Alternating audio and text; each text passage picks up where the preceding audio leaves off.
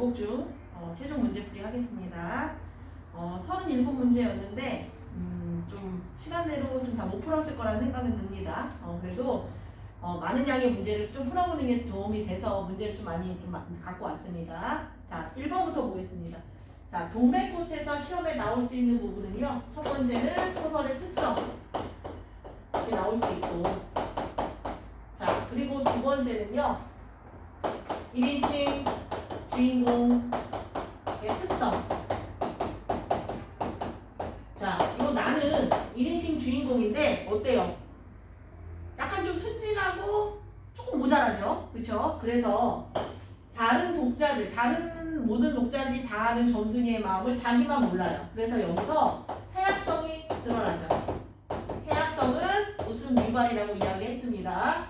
자, 그리고 세 번째는요. 당연히 소재의 상징성 이게 나올 거고, 감자, 닭싸움, 동백꽃의 의미, 그쵸? 자, 그리고 네 번째는 역수행적 구성이잖아요. 자, 역수행과 관련해서 뭐 시간의 흐름대로 옳게 고른 것 또는 그 전개상 옳게 고른 것 이런 문제들이 나올 수 있습니다. 자, 그리고 또 뭐가 나오냐면 내용이에는 당연히 나오겠고, 내용이의 문제 나올 거고, 어휘 문제. 시대적 배경이 일제강점기죠. 그래서 시대적 배경을 알 수 있게 해주는 소재를 찾아라 그러면 뭐라고 그랬어요? 말음, 배제 요거 찾으라고 이야기했고, 자, 요 정도 나올 겁니다. 자, 한번 보겠습니다. 1번. 윗글의 내용과 일치하지 않는 게 뭐예요? 정답 4번이죠. 나는 점순이의 제안을 단호하게 거절하며 갈등을 심화시켰다. 자, 제안을 한 게 아니죠. 그냥 감자를 안 받은 것 뿐이에요. 그치? 그래서 감자 사건 때문에 뭐 한 거예요? 갈등이 드러난 거죠. 자, 그럼 2번 보세요. 동백꽃이 하는 역할. 자, 동백꽃은요, 향토적이고 서정적인 분위기를 더한다. 2번의 정답 2번입니다. 향토적이라는 것은요, 시골적인 거. 그쵸? 낭만적 분위기, 서정적 분위기 같은 이야기입니다. 자, 3번으로 넘어갈게요. 자, 윗글에 나타난 닭싸움의 서사적 기능으로 적절한 거. 이 닭싸움은요, 점순이가 자신의 어떤 그런 마음을 몰라주는 그 미움의 감정도 있지만 또 그에게 관심받고 싶은 이중적인 감정이 드는 거예요. 그럼 몇 번입니까? 그렇죠? 2번. 갈등을 심화시키기도 하고 해소시키기도 한다는 말은요. 일단 닭싸움 때문에 지금 둘의 갈등이 조금 생겨나죠. 그렇죠? 닭싸움으로 인해서 더 갈등이 심화되는데 마지막에 닭을 죽임으로써 어떻게 돼요? 갈등이 해소돼요. 그거 이야기하는 거야. 3번의 정답 2번입니다. 자, 4번. 윗글에서 나가 닭에게 고추장을 먹인 이유로 적절한 거. 왜 그래요? 자꾸 우리가 점순이네 닭한테 지니까 좀 이겨보려고, 그죠? 자존심을 회복하고 싶어서 먹입니다. 3번입니다. 자, 서술 방식에 대해서 적절한 걸 고르라 그랬는데 몇 번입니까? 1번. 인물의 행동과 대화를 통해서 성격을 간접적으로 제시하고 있다. 자, 간접적으로 제시한다는 건요, 직접적으로 뭐 기분이 좋다, 나쁘다 이렇게 표현하는 게 아니라 까무잡잡한 점순이의 얼굴이 홍당무처럼 빨개졌다. 자, 감자 거절했을 때 점순이 얼굴이 홍당무처럼 빨개졌죠. 뭘 유추할 수 있어요? 화가 났나? 부끄럽나? 그렇죠? 행동이나 말을 통해서 우리가 알 수 있는 것을 간접적이라고 이야기합니다. 자, 6번 보겠습니다. 자, 윗글의 등장인물에 대한 설명으로 적절한 거. 나는 점순의 닭을 때리고 싶지만 집안 형편을 생각해서 참았다. 이 둘은요, 관계가 어때요? 점순이는 마름의 딸이고, 그리고 나는 소장농의 아들이잖아. 그래서 점순이한테 좀 잘 보여야 돼. 잘못 보이면 땅을 뺏길 수도 있기 때문에. 그래서 지금 좀 참아요. 6번의 정답 3번입니다. 자, 감자의 의미와 기능으로 적절하지 않은 거. 점순이가 나에게 한 최초의 애정 표현이고 또 갈등의 계기가 되고 두 집안의 경제적 형편도 보여주고, 그리고 점순이의 좀 서투른 애정 표현이죠. 주면 그냥 주면 됐지, 네 집에 이거 없지, 이렇게 말해서 기분이 상했잖아. 그치?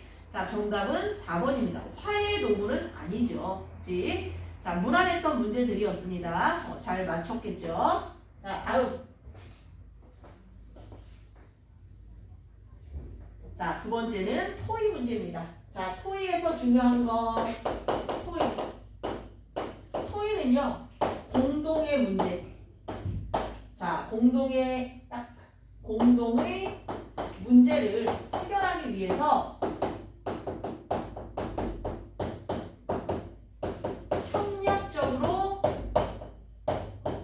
협력적인 태도를 가지고 해결 방안을 모색하는 것을 우리가 토의라고 합니다. 자, 두 번째, 토의의 과정을 잘 알고 계셔야 돼요. 자, 패널 토의죠. 그쵸? 자, 패널 토의 같은 경우에는 토의자들 몇 명에서 의견을 발표하고 그리고 그들이 의견을 교환하고 마지막에 청중과의 그 질의응답으로 토의가 끝납니다. 자, 과정도 아셔야 되고 종류도 아셔야 되고. 자, 세 번째는요, 토의 참여자의 역할.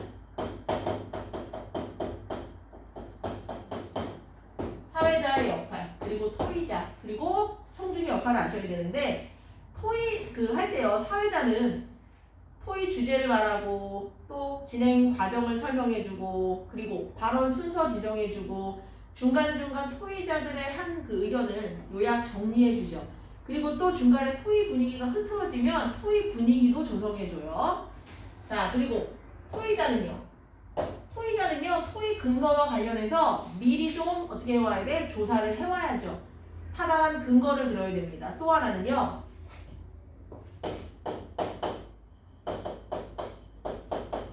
태도가 중요하죠. 자, 예의 바르게 태도해야 됩니다. 예의 바르게 토의해야 됩니다. 상대방의 말을 끊는다든지 상대를 무시하는 말을 한다든지 아니면 상대를 쳐다보지 않고 말한다든지 이런 것들은 잘못된 태도죠. 자, 그러면 보겠습니다. 8번 보겠습니다. 민준이는 사회자입니다. 그렇죠? 자, 민준의 역할에 대한 설명으로 적절하지 않은 게 뭐냐 그랬는데 사회자는요, 중립을 지켜야 돼. 근데 3번 보세요. 토의자 간의 갈등이 발생하자 적극적으로 개입해서 한쪽 편을 들어주고 있다. 이거 잘못됐죠? 그렇죠? 그러지 않았습니다. 자, 그리고 A에서 수빈이의 말하기 태도의 문제점으로 적절한 거 바로 왼쪽에 있죠. 말하는 중간에 끼어들었네. 환경운동을 하자고요? 학교의 쓰레기 문제를 해결하자고 우리가 환경운동가가 되어야 됩니까? 현실성이 떨어집니다 하면서 지금 상대를 무시하는 말을 했죠. 자, 그리고 다른 사람이 말할 때 중간에 끼어들면 안 돼요. 목소리를 또 높였네. 자, 문제점은 뭐냐? 정답 3번이네요. 다른 사람의 말을 끊고 감정적인 언어로 상대방의 의견을 무시하고 있다. 이런 태도 안 됩니다. 자, 다음 넘어가겠습니다. 자, 사회자의 주요 역할인데 민준이 보기의 역할을 수행한 사례로 적절하지 않은 게 뭐냐 그랬어. 자, 기억은 뭐 절차 안내했고요. 그쵸? 요 순서대로. 근데 리을 보세요. 토의 내용을 요약하고 정리하여 참여자들의 이해를 도왔다. 우리 학급에서도 학생들의 아이디어를 더해 직접 분리배출함을 만들면 분리배출을 잘할 수 있을 겁니다. 자, 근데 여러분들 사회자는요, 자신의 의견을 이야기해서는 안 되죠. 자, 4번 틀렸습니다. 리을에서 토의 내용을 정리한다는 건요, 그 토의자들이 말한 걸 그냥 요약 정리해 주는 거야. 4번 틀렸어. 자, 11번 보세요. 자, 우리 학기 끌의 학생들이 진행한 토의의 유형에 대한 설명으로 적절한 게 뭐냐 그랬는데 패널 토의라고 아까 이야기했죠. 자, 토의 주제에 관심 있는 패널들이 토의한 다음에 청중이랑 질의응답하는 것이 패널 토의입니다. 3번. 자, 그리고 여러분 우리 교재에 이 패널 토의 말고도요, 뭐 원탁 토의 이런 것도 나왔죠. 그쵸? 원탁 토의는 둥그런 원탁에서 자유롭게 서로의 의견을 교환하는 겁니다. 자, 요 정도 여러분 잘 기억하시면 됩니다. 토의. 자, 그리고 문법으로 들어가야 돼요. 문법. 우리가 문법을 한 지가 한 달 정도 됐죠. 그쵸? 대신에 우리가 뭐 중간 내신 들어가기 전에 문법을 좀 해놔서 선생님은 마음이 편하긴 한데 여러분도 얼마나 기억하고 있을지 모르겠어요. 단어의 정의, 형태소의 정의 잘 보세요. 단어는 홀로 쓰일 수 있는 가장 작은 말의 단위를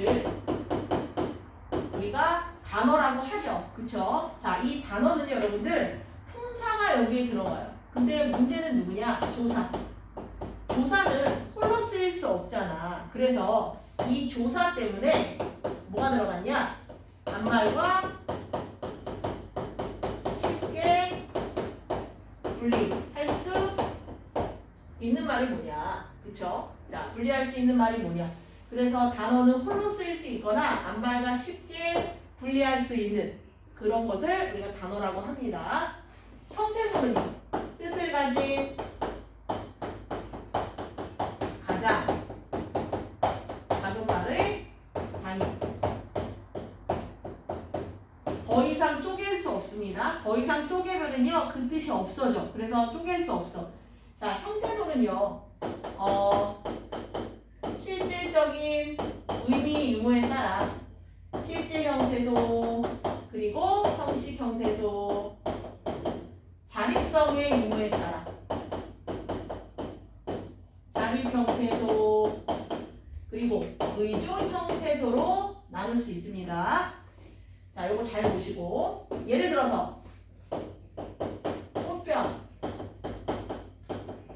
지우개 어떻게 나눠? 실질은 꽃, 병, 지우. 붙임표 붙이셔야죠. 그렇지? 의존 형태소이기 때문에. 형식은요, 개. 무엇을 하는 도구입니다. 자, 그러면 자립은 꽃, 병. 의존은 지우, 개. 이렇게 분류하셔야 돼요. 주의할 거 뭐야, 여기서? 주의할 거. 주의할 거. 용언, 어간은 실질이자 의존이라는 거. 요거 조심하시면 됩니다. 자, 두 번째. 단어는, 자, 단어의 짜임을 볼 때 여러분들 어근과 접사 잘 기억하셔야 돼요. 어근이라는 것은요, 실질적인 뜻이 있어. 그쵸? 중심 부분이고, 접사는 실질적인 뜻이라기보다는 어근을 어떻게 해주는 거예요? 어근의 뜻을 제한하거나 한정해 주죠. 그래서 중심 부분이 아니고 주변 부분입니다. 얘는 홀로 쓰일 수 없습니다. 단어는 어근이 하나 있는 단위로, 그리고 복합어. 자, 복합어는 다시 파생어와 합성어로 나뉘죠. 파생어는 어근 접사, 접사 어근, 합성어는 어근 어근, 단일어는 어근 하나예요. 요거 잘 기억하시고, 마지막으로 또 우리가 뭘 배웠냐면 세말을 배웠죠. 세말 형성 방법. 자, 세말은요, 기존에 없던 문물이라든지 기존에 없던 물건이 들어왔을 때 만들어지는 건데, 기존에 여러분들 합성, 파생 요렇게 만들어졌다면 최근에 새롭게 그 세말이 만들어지는 것은 먹방, 인강처럼 단어의 앞단어를 따거나 아니면 언방 또는 뭐 락볶이처럼 단어의 앞과 일부분을 따거나 이렇게 만들어지는 것들이 있다 그랬고, 그리고 외국어를 우리말로 순화한 것도 세말입니다. 그렇지? 요거 잘 알고 계셔야 돼요. 자, 그럼 문제를 한번 풀어보겠습니다. 단어 형성에 대한 설명으로 적절하지 않은 게 뭐예요? 정답은 4번이죠. 어근은요, 실질 형태소이자 자립 형태소다. 잘 봐봐. 이 어근이거든요? 근데 실질인 건 맞지만, 얘는 의존이잖아. 의존인 것도 있고 자립인 것도 있죠. 무조건 다 어근이 실질이자 자립은 아닙니다. 정답 4번. 단일어에 해당되는 거 한번 골라보래요. 아버지 1번이죠. 1번. 자, 나머지는 전부 다 복합어입니다. 그치? 자, 14번 보겠습니다. 바르게 나눈 거 뭐예요? 자, 일단 여러분들 얘를 형태소로 바르게 나눈 것은 5번이죠. 새, 가, 노래를 부르다가 기본형이잖아. 그래서 그 니은, 현재를 드러내는 어미는 따로 빼셔야 돼요. 부르, 니은, 다. 만약에 얘를 단어로 나눈다면 새, 가, 노래를 부른다. 단어일 때 부른다는 하나입니다. 이렇게 여러분 하시면 돼요. 자, 15번. 보기에 단어들이 지닌 공통점으로 적절한 거. 자, 봤더니 맨손, 맞대결, 장난꾸러기, 하나의 어근에 뭐가 들어가 있어? 다 접사가 붙었네요. 그쵸? 맨, 맞, 꾸러기. 자, 16번 보세요. 다음 접사와 그 의미의 연결이 적절하지 않은 게 뭐냐 그랬는데 16번 별표 치세요. 자, 선생님이 아까 그랬죠. 지우개의 개. 얘는요. 무엇을 하는 도구입니다. 무엇을 하는 도구. 무엇을 하는 간단한 도구야. 그런 행위를 하는 사람이 아닙니다. 자, 쟁이는 앞에 예를 들어 뭐 욕심쟁이면 욕심을 많이 부리는 사람. 그 속성을 갖고 있는 사람. 장인은 기술이라 그랬습니다. 기술. 자, 그리고 실, 가느다랗다, 잔심부름, 잔주름 이런 거 자질구레하다. 정답 1번입니다. 잘 알고 계셔야 돼요. 자, 17번 가겠습니다. 자, 다음 보기에서 단어 형성법이 같은 것끼리 묶인 게 뭐예요? 자, 지금 쭉 봤더니 3번만 어근어근 합성어네. 자두 단일어, 뒤집개 파생어, 민소매 파생어, 밤송이 합성어, 감자 단일어, 새빨갛다 파생어, 자두 단일어, 밤송이 합성어. 그럼 3번이래요. 그치? 자, 단일어로만 묶인 게 뭐예요? 정답 3번이네. 1번은 파생어, 2번도 파생어, 4번은요 합성어와 파생어, 5번도 합성어와 파생어입니다. 정답 3번. 자, 생활에 대한 설명으로 적절하지 않은 게 뭐냐 그랬는데 5번 보세요. 자, 얘는 맛점은요 맛과 점, 단어의 중간에 나오는 글자가 아니라 앞 글자끼리 결합한 거야. 그치? 결합 방식 여러분 잘 보셔야 돼요. 앞 글자끼리 결합한 건지 그 다음에 단어의 일부를 결합한 건지 요거 잘 구별하셔야 됩니다. 자, 20번에 보겠습니다. 19번에 5번입니다. 20번 새말에 대한 설명으로 적절하지 않은 거 4번이죠. 외국어에서 차용한 새말을 우리말로 다듬으면 뜻을 쉽게 이해하기 어려워? 아니죠. 뜻을 쉽게 이해할 수 있죠. 그치? 4번입니다. 자, 21번. 자, 아래의 지수에 대한 설명으로 적절하지 않은 게 뭐냐 그랬는데 기억에서 줄임말 쓰고 있죠. 소통 원활하죠. 니은에서는 어르신들이 한자어 쓰고 있고 예의 바르네요. 기억에서는 청소년층에서 많이 쓰는 어휘를 사용하고 있죠. 뭐 생선, 닭구, 최애템 이런 말들 밑에 해설 달려있고 자, 그리고 니은에서는 듣는 이가 자신과 다른 세대임을 고려한 말하기를 하고 있다. 자, 니은에서는요 지금 다 노년층들이 얘기하고 있잖아. 그쵸? 4번 틀렸죠. 자, 그리고 기억 니은에서 지수는 듣는 이가 주로 사용하는 어휘에 대한 이해를 바탕으로 대화하고 있다. 기억에선 그렇지만 여러분 니은에는 지수가 등장하지 않죠. 그치? 자, 정답은 4번, 5번 두 개로 할게요. 4번, 5번. 자, 22번으로 넘어가겠습니다. 자, 보기에 인터넷 언어를 이해한 내용으로 적절하지 않은 거. 인터넷 언어는 여러분들 그 어휘 쓰임의 양상으로 가죠. 자, 요거 그러면 다시 한번 정리를 해볼게요.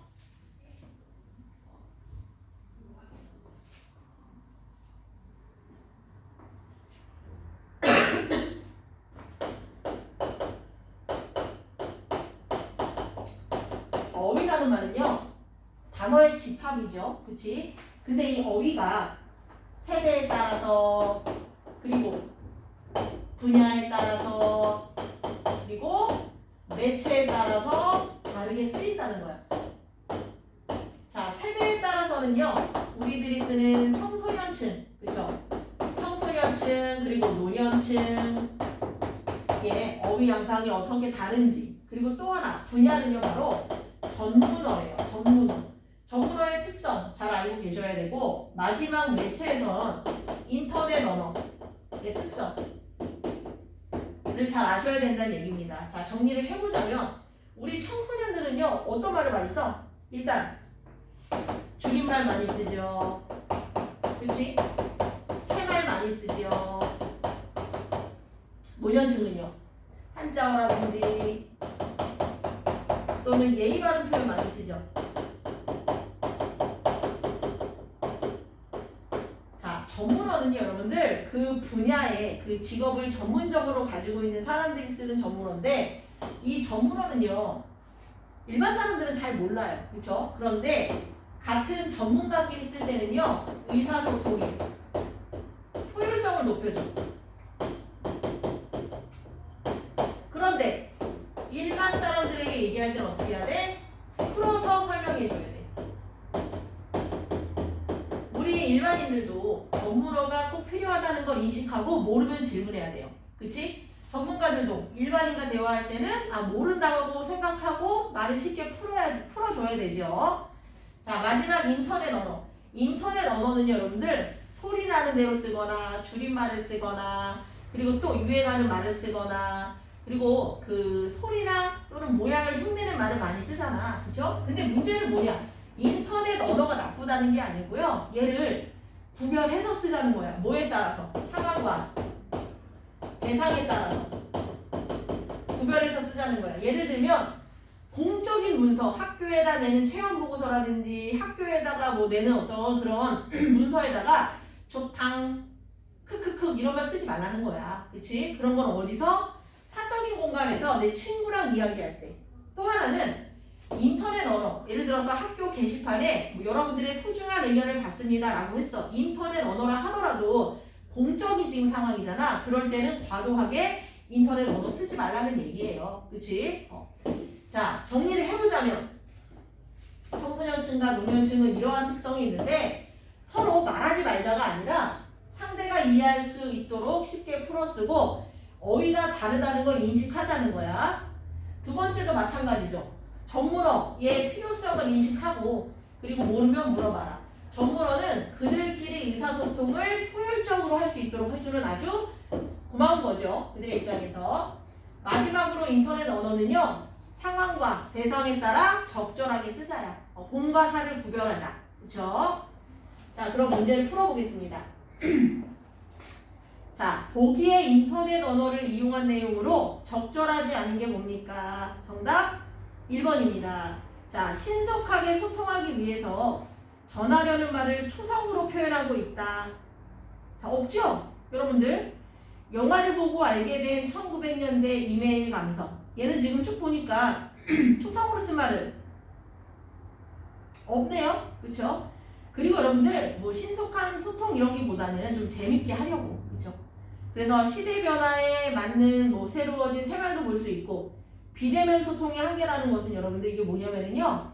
뭐 이렇게 그 표정이라든지, 그치? 표정이라든지 또는 의성어 의태어 관련된 말을 보여주는 거고 여기 이모티콘 있네. 자, 오늘날에는 잘 쓰지 않는 뭐 표현들도 있고 그리고 하이로 이런 거 안 쓰죠. 그치?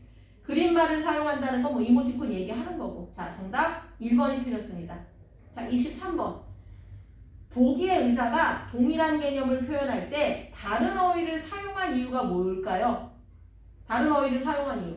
아니 같은 의사끼리야, 간호사끼리야, 의료계 종사자끼리는 괜찮지만 지금 간은 환자잖아요. 그치? 쉽게 이해할 수 있도록 써야 돼요. 즉 3번 원활한 소통을 위해서 듣는 이가 이해할 수 있는 어휘를 선택했다는 거. 정답 3번입니다. 자, 요 내용만 여러분들이 잘 알고 계시면 됩니다. 그래서 나와 다른 어휘를 쓰는 그쵸? 그 대상을 배제하자는 게 아니라 서로 이해하고 관용적인 태도로 대하자는 겁니다. 자, 다음은 추론하며 읽기. 자, 추론이라는 말은요. 어떠한 것을 근거로 이미 아직 드러나지 않은 것을 판단하는 거죠. 그치? 자, 추론하며 읽기는요. 일단 뭘 활용할 수 있냐? 나의 배경 지식 그리고 경험. 두 번째는 글 정보. 글에 나와 있는 단어나 문장이나 그리고 글 안에 시각자료 있죠. 이런 것들을 통해서 추론을 하는데 뭘 추론하냐? 글쓴이의 의도와 관점을 추론하는 겁니다. 그치? 요거 잘 기억하세요. 자, 그렇다면 한번 보겠습니다. 자, 요거 광고죠. 광고. 그치? 광고는요, 제목 자체가 꼼수라는 말이 들어가요. 그치? 그러면 글쓴이는 이 꼼수라는 말을 봤을 때 이 광고에 대해서 부정적일까 긍정적일까를 한번 여러분이 생각해 보셔야 돼요. 자, 24번부터 보겠습니다. 윗글의 내용과 일치하지 않는 게 뭐냐 그랬는데 정답 4번이에요. 모든 기업은 소비자의 본질적 욕구를 자극하여 물건을 판매한다 라고 이야기했는데 마지막 문단에요. 세 번째 줄 이미 이렇게 훌륭한 역할을 하는 기업이 많고 그렇지 않은 기업이 몇몇 있다라고 하면서 모두가 다 그렇다고는 얘기하지 않았습니다. 자, 그리고 기업. 자, 25번의 기업. 영리한 광고는 행복한 가족, 평온함, 사랑받는 느낌처럼 우리가 진짜로 원하는 것을 노린다라는 것은 3번. 소비자가 가지고 있는 그런적인 욕구를 공략한다는 얘기입니다. 자, 26번. 향수 광고에 대한 설명으로 적절하지 않은 거. 향수 광고는 참 특이하죠. 선생님이 수업할 때도 얘기한 것 같은데 드레스 이쁜 여자가 막 뛰어요. 막 정말 누구한테 쫓기듯이 뛰면서 갑자기 큰 문을 열면서 뒤를 확 돌아보죠. 그러면서 뭐라 그래? 샤넬 이런다 그랬잖아. 그렇지? 비로소 아 저게 향수 광고구나 라는 거를 알 수 있어요. 자, 근데 적절하지 않은 거 4번. 소비자가 광고를 보는 즉시 제품을 구매하고 싶도록 만든다는 게 아니라 그럼 그 두 번째 기억 있는 그 두 번째 문단 보세요. 얘는 지금 보니까 세 번째 줄에 마치 최면에 걸린 듯이 고분고분 발걸음을 옮겨 신용카드를 만든 거라 시계를 사러 갈 거다라고 간격을 두고 간다 그랬지. 여기서 즉시 제품을 산다고는 얘기 안 했어요. 처음 딱 광고를 보자마자 사진 않지. 계속 보면서 아 저거 뭐지? 갖고 싶다. 저거 있으면 좋겠다. 이런 마음이 들게끔 해서 우리로 하여금 사게 한다는 거야. 26번에 4번. 자, 윗글을 바탕으로 추론할 수 있는 광고의 효과로 적절하지 않은 거. 정답 4번입니다. 글쓴이는요. 이 광고가 소비자에게 어떤 요구를 불러일으키고 불필요한 물건을 사게 하고 또 이런 것들 때문에 광고에 너무 현혹되지 말고 비판적으로 생각하면서 꼭 필요한 물건만 사자고 지금 이야기를 하고 있잖아. 마지막 줄에도 그렇죠. 본문 마지막 줄에도 찬장 뒤에 처박힐 물건을 파는 광고에 넘어가지 말래요. 그럼 글쓴이의 의도는 광고에 대해서 부정적이고 또 뭐예요? 필요한 것만 사자는 게 의도네. 이 글을 쓴 의도. 그쵸? 자, 그래서 적절하지 않은 거 4번. 소비자가 돈으로 살 수 없는 가치를 얻게 한다. 자, 광고는 여러분들 소비자가 돈으로 살 수 없는 가치를 얻게 하는 게 아니고요. 광고보다 더 중요한 것이 있다라고 이야기해요. 그래서 정답은 4번이야. 또 두 번째 문단에 5줄 내려가면 그 행복은 오래가지 않는다고 나와요. 그 물건을 사서 내가 만족하는 행복은 오래가지 않는다는 걸 통해서 봤을 때도 소비자가 돈으로 살 수 없는 가치를 얻게 한다는 단어는 그 이야기는 틀렸죠. 그쵸? 자, 28번 보겠습니다. 이번에는 주장하는 글쓰기.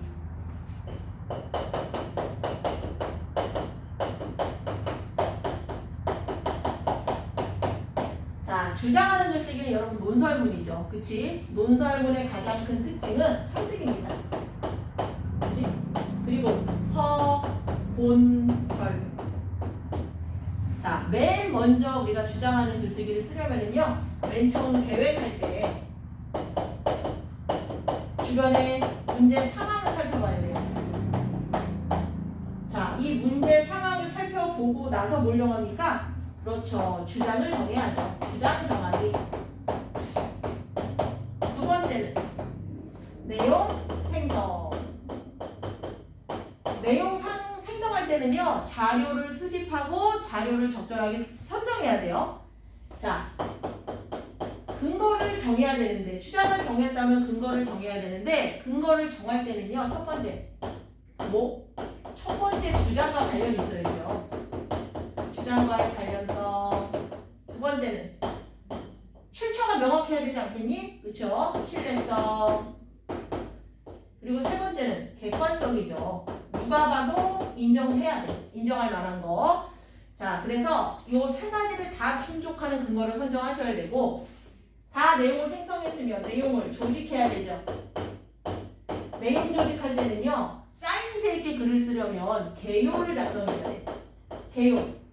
서본결에 어떤 내용이 들어갈지, 순서는 잘못된 게 없는지, 빠진 건 없는지, 불필요한 건 없는지. 자, 글의 흐름을 한눈에 보기 쉽도록 알 수 있어요.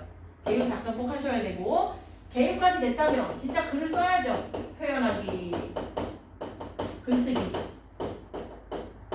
자, 글을 쓸 때 여러분들 첫 번째, 모호한 표현 안 돼. 무슨 말이냐? 이럴 것도 같고 저럴 것도 같을 같습니다. 이런 표현 안 되고. 두 번째, 단정적인 표현 안 돼요. 반드시, 꼭 이런 말들. 세 번째, 지나치게 주관적인 거 또는 감정적인 거. 이렇게 카페인 음료를 마시는 친구는 정말 극혐입니다. 이런 표현들 쓰지 마세요. 제 생각에는 이런 것 같습니다. 이런 표현들. 제 생각에는 이런 것들.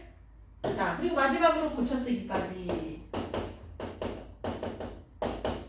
자, 글쓰기에 가정하셔야 되고요. 그리고 각각의 단계에서 어떠한 전략을 써야 되는지 알아야 돼. 요거 잘 기억하세요.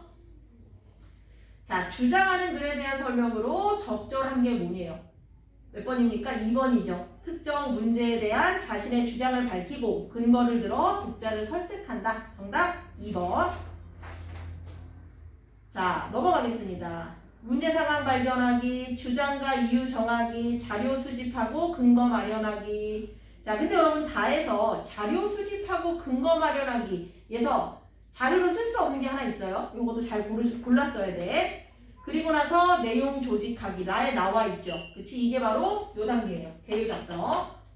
가에서 정윤이 발견한 문제 상황으로 적절한 건 친구들이 카페인을 너무 많이 먹는 문제 상황을 봤어. 그치?